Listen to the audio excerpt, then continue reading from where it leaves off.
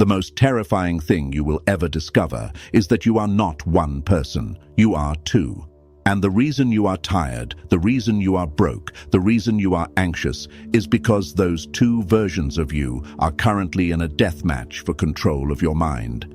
You think you are fighting the world. You think the economy, the algorithm, your boss, or your ex is the reason you are stuck. You are lying to yourself. If you took away every external obstacle today, gave yourself the money, the time, the resources, you would still find a way to destroy it. Because the enemy is not out there. The enemy is in the mirror. There is a version of you that wants to build an empire, and there is a version of you that wants to burn it down just to feel the warmth of the fire. You have felt this. The moment you decide to change your life, a second voice speaks up. It whispers, it seduces, it convinces you to sleep in, to skip the workout, to send that text you shouldn't send, to sabotage your own progress just as you are about to break through. This is not laziness. This is not lack of motivation. This is an active, malicious force living inside your nervous system. The ancients called it the demon. Stephen Pressfield calls it resistance. Jung called it the shadow. Whatever you name it, understand this. It wants you dead. Not physically dead. That would be too easy. It wants you spiritually dead. It wants you mediocre. It wants you quiet. Today, we are going to expose this traitor. We are going to look at the psychological warfare happening inside your skull. And I am going to show you how to win the only war that actually matters. Because if you lose this fight, nothing else you achieve will last. But if you win it, you win everything. Most people live their entire lives as hostages to their own psychology. They die without ever meeting the person they could have been. Do not be one of them. To defeat the enemy, you must map the battlefield, and the battlefield is your own identity.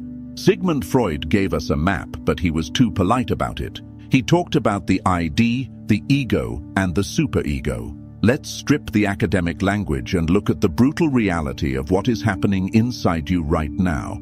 You are a house divided. Inside your head, there are three distinct entities fighting for the steering wheel of your life.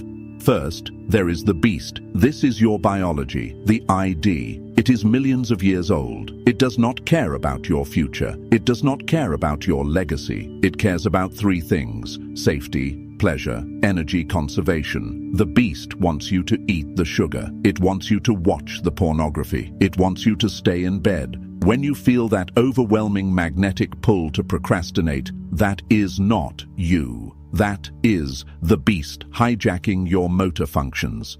It is a survival mechanism gone wrong in a modern world. It sees hard work as a threat to its calorie reserves. It sees social risk as a threat to its survival. It is primitive, it is powerful, and it is relentless. Second, there is the judge. This is the superego. This is the voice of your father, your teachers, society. It is the part of you that screams when you mess up. It uses guilt as a weapon. It tells you that you are worthless, that you are behind, that you should be ashamed.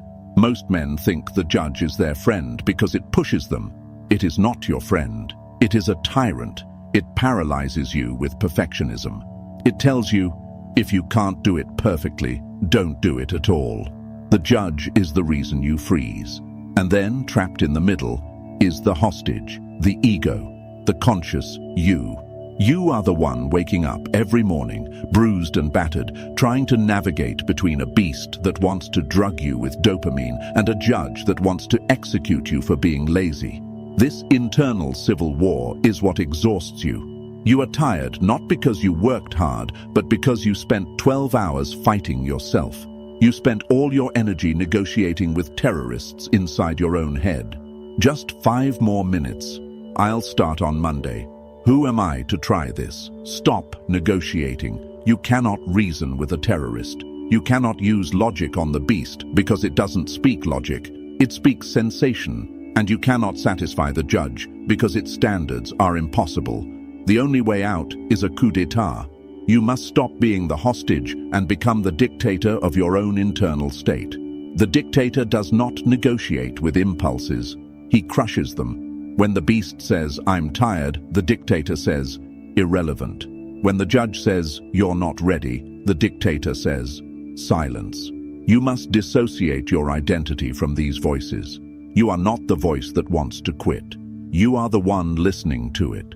The moment you realize that the urge to quit is just a physiological sensation, a chemical wave passing through your body, you strip it of its power.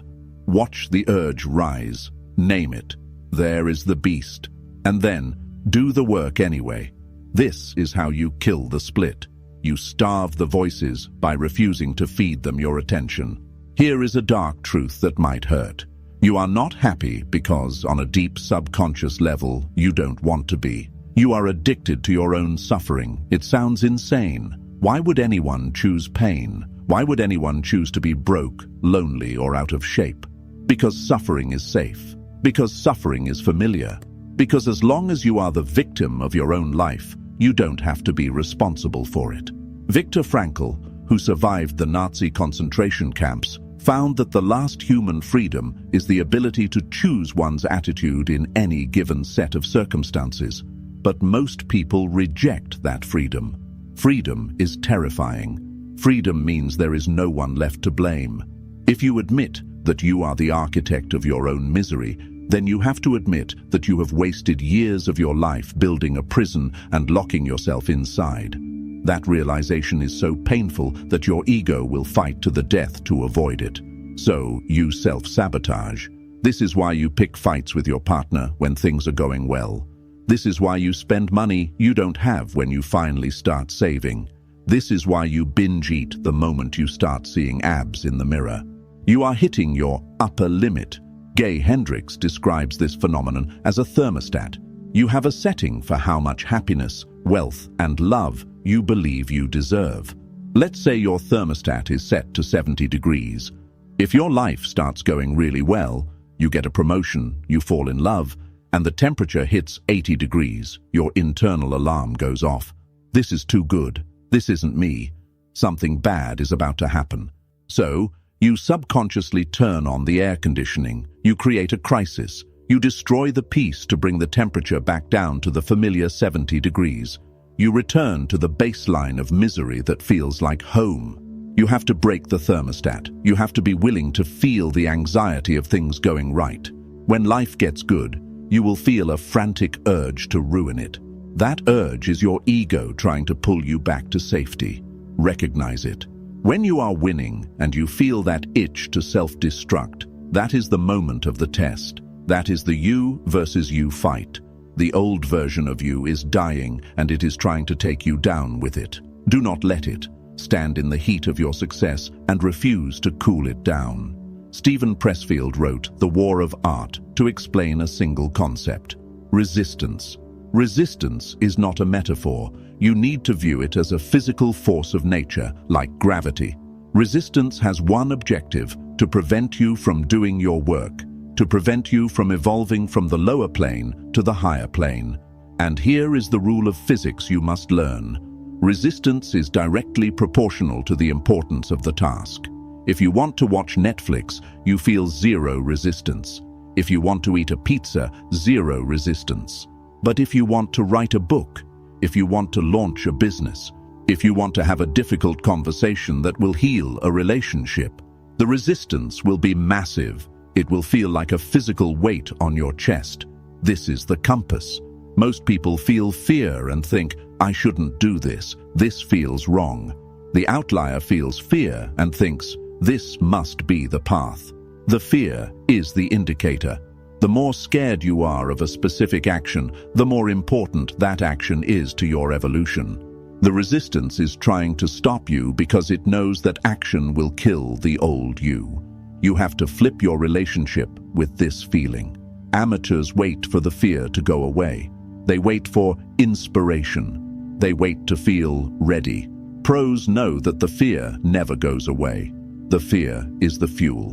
David Goggins talks about the cookie jar, but deeper than that is his concept of the governor. Your brain has a governor, like a car engine, that limits how fast you can go. It stops you at 40% of your potential to prevent you from hurting yourself. When you feel pain, when you feel, I can't do this anymore, you are only at 40%. Resistance is the governor. The fight of you versus you is the fight to push past the 40%. When your brain screams, "Stop," that is not a red light, that is a yellow light. It means proceed with caution, but proceed. Start looking at resistance as a distinct entity. When you wake up and don't want to work, say, "Hello, resistance. I see you're awake early today." Externalize it. Make it an opponent. You cannot box a shadow. But if you give it a name, if you give it a shape, you can punch it in the face. Every day you do the work despite the resistance, you are landing a blow. You are rewiring the neural pathways. You are teaching the beast that it is no longer in charge. Carl Jung introduced the shadow, the dark, repressed side of your personality. The parts of you that you are ashamed of. Your aggression, your greed, your cruelty, your weird sexual fantasies. Society tells you to hide the shadow, to be a nice guy, to be polite. This is why you are weak. A man who has no capacity for evil is not good. He is harmless, and harmless men are not capable of conquering themselves or the world. Jordan Peterson famously said, "You should be a monster, and then you should be a civilized monster." The fight of you versus you is not about killing the monster. It is about chaining him to a sled and making him pull. You are exhausted because you are using all your energy to suppress your dark side. You are trying to be a saint. Stop it. You have a dark side. You have a drive for power. You have a drive for dominance. You have anger. If you repress it, it will come out as passive aggression, resentment, and self-sabotage. If you integrate it, it becomes fuel. Use your anger. When you are fighting the internal war, do not try to be mindful and gentle. Get angry at your own mediocrity. Look in the mirror and get furious at the wasted potential. Anger is a high-energy state. Apathy is a low-energy state. You can move from anger. You cannot move from apathy. Make a contract with your shadow. I will give you what you want: status, power, resources. But you have to work for it. We are not going to steal it. We are not going to manipulate for it. We are going to build it. Harness the aggression of the id and channel it through the discipline of the ego. This is called sublimation. It is the alchemy of turning base impulses into gold. The most successful men in history were not nice men. They were dangerous men who had their danger under control. Be dangerous to your own excuses. Be ruthless with your own weakness. When that voice says, "Take a break," you need the monster to wake up and say, "No." You cannot win a violent war with a peaceful mind, and make no mistake, the battle for your potential is violent. It is a slaughter of the old self. There is a poison you drink every day. It tastes sweet, but it rots your organs. That poison is hope. You hope things will get better. You hope you'll feel motivated tomorrow. You hope the market changes. You hope she comes back.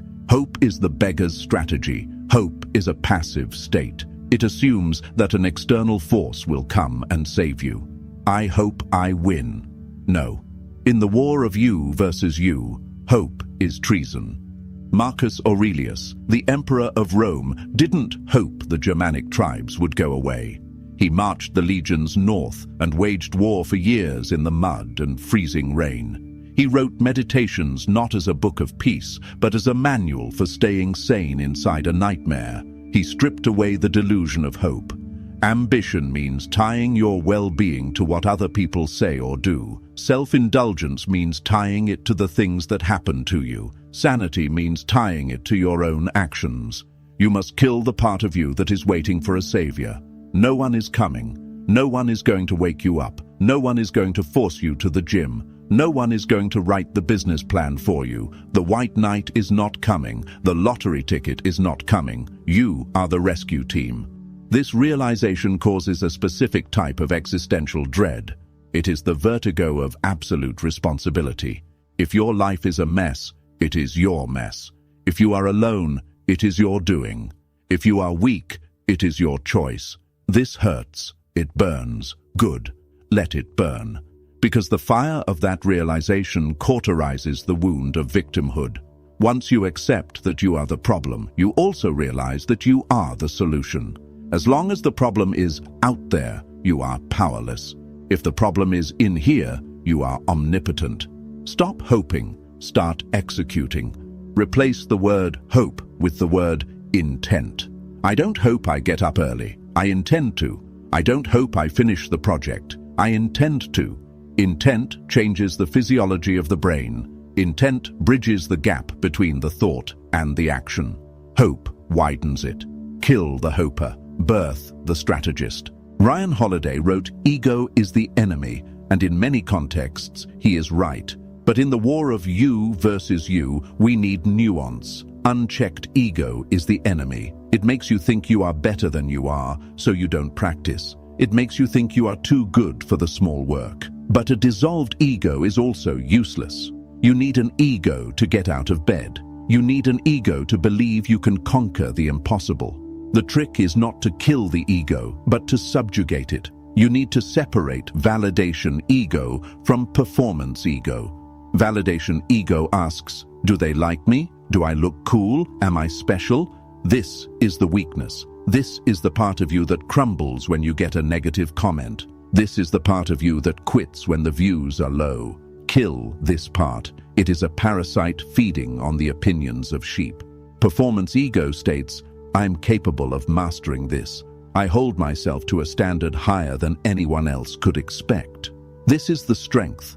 You need enough arrogance to believe you can be great, and enough humility to know you aren't there yet. This is the paradox of the outlier. You must look in the mirror and think, I am the absolute best, and simultaneously, I am a piece of trash who needs to work harder. Hold these two opposing thoughts at the same time. The I am the best belief protects you from the doubts of the world. The I need to work belief protects you from complacency. If you only have the first, you become a delusional narcissist. If you only have the second, you become a depressed defeatist. Combine them. I am a king, but I labor like a peasant. This is the internal dynamic of the winner. You treat yourself with self-respect, but you drive yourself with ruthless demand. Do not let your ego drive the car, but let it sit in the passenger seat and read the map. Let it tell you where you are going, but do not let it touch the steering wheel when you hit a pothole. The ultimate referee in the fight of you versus you is time, and time is not neutral. Time is a predator stalking you. Most people live as if they have infinite time. This is the greatest lie of the beast. The beast tells you there is always tomorrow. You can start next year. You're still young. Seneca wrote on the shortness of life 2,000 years ago. He said, it is not that we have a short time to live, but that we waste a lot of it. We are dying every day. Every day you waste fighting yourself is a day you have deducted from your total. You are not spending time. You are spending your life. To win the internal war, you must weaponize your own mortality. This is Memento Mori. Remember, you must die. This is not morbid, it is clarifying. When you realize that your death is approaching at a constant speed, the petty internal conflicts stop mattering. Do you really have time to be insecure? Do you really have time to worry about what people think? Do you really have time to procrastinate? You do not. Imagine you are on your deathbed. You are 90 years old. You are taking your last breaths. And standing around your bed are the ghosts of the ideas, the dreams, and the abilities that were given to you, but that you never acted on. They are standing there, looking at you with angry eyes. They say, we came to you, and only you could have given us life, and now we must die with you forever. That is the nightmare. That is the hell that the theologians talk about. Hell is not a place of fire. Hell is meeting the version of yourself you could have been and realizing you are strangers. Use this fear.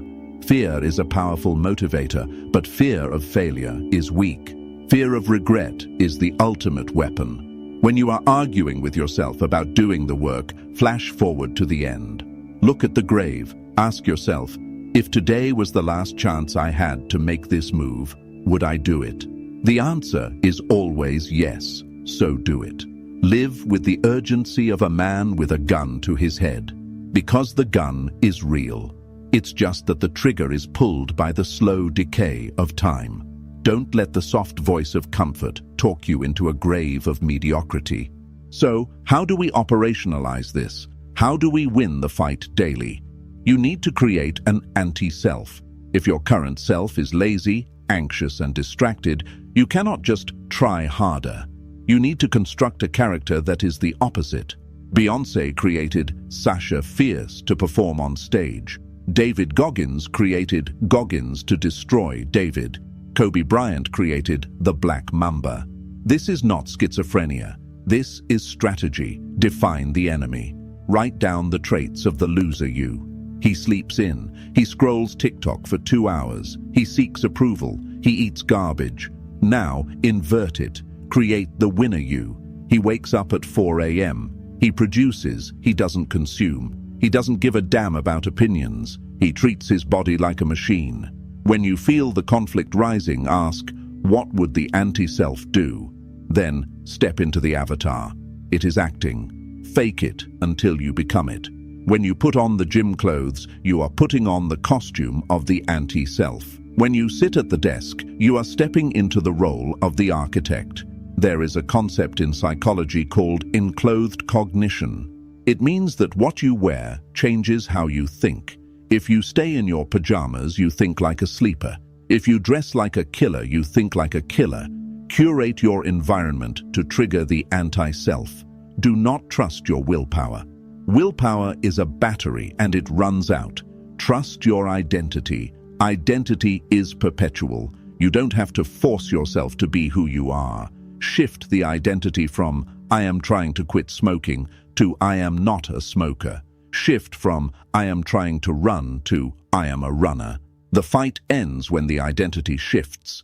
There are 2 types of peace you can find in this life. One is the peace of surrender. This is when you stop fighting the internal war because you gave up. You let the beast win. You let the comfort win. You sit on the couch, sedated, numb, and at peace. But it is the peace of the graveyard. It is the quiet of a soul that has already died. It is a rotting peace. The other is the peace of the victor. This is the peace you feel when you have fought the war, slaughtered the demons, and stand in the center of your own mind as the undisputed king. It is the peace of the garden. It is a cultivated peace. It requires constant maintenance. It requires pulling weeds. It requires guarding the gates, but it is alive. It is vibrant. You versus you. This fight never truly ends. You don't win it once and retire. You have to win it every single morning. The moment you open your eyes, the bell rings. The beast is waiting. The judge is waiting. They are ready to pull you down. Are you ready to pull them up? To win this fight is to win everything. If you can conquer your own impulses, you can conquer any market. If you can conquer your own fear, you can conquer any enemy. If you can conquer your own need for validation, you can conquer any negotiation. The world is soft. The world is distracted. The world is fighting itself and losing. If you are the one man who has stopped fighting himself and started leading himself, you will walk through this world like a hot knife through butter. There is no competition for the man who has already defeated the mirror. The war is on. The enemy is in the room with you right now. He is listening to this video with you. He is telling you, this is a cool video, we'll start tomorrow. Turn to him, look him in the eye, and tell him, no, we start now. But be careful. As you begin to win this war, as you begin to kill the old self, you will notice something disturbing. People around you will stop liking you. They will call you obsessed. They will call you changed. They will try to pull you back into the bucket. Why? Because your victory shines a light on their defeat. Your self-mastery reminds them of their slavery. You will have to make a choice. Do you want to be loved by the slaves? Or do you want to be feared by the free? That is a darkness we haven't even touched yet. The darkness of isolation. If this opened your eyes, understand this is only what I can show publicly. There are videos I cannot upload for everyone. There are aspects of dark psychology that I simply cannot discuss publicly on YouTube without being censored or demonetized. The algorithm suppresses the most powerful information. Those exist behind the join button. If you're still here, You're not like the others. Subscribe if you haven't. But if you want what's hidden, click the join button and step into the architect level. You will unlock exclusive, uncensored videos that dive into the deepest parts of the human psyche. Most won't. That's the point.